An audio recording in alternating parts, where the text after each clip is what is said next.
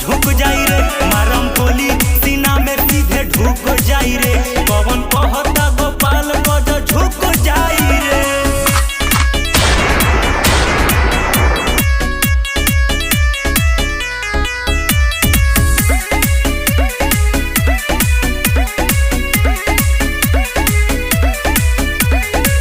थाना पुलिस नेता भेजे ले जेल रे, 5 मिनट में हो जाला हमर बेल रे, 5 मिनट में हो जाला हमर बेल रे। पीछे लाखों हमरा घूमे ले चेला, इहे तो बावे हमर बचपन के खेला, बचपन के खेला।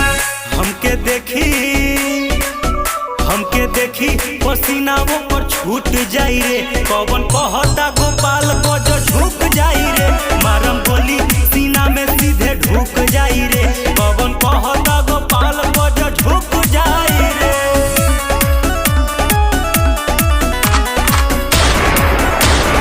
Music by Kundan Das.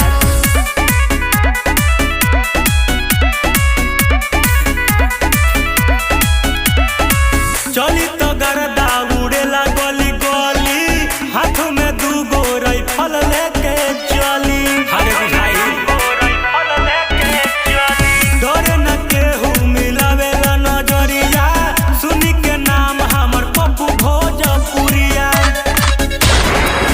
कहे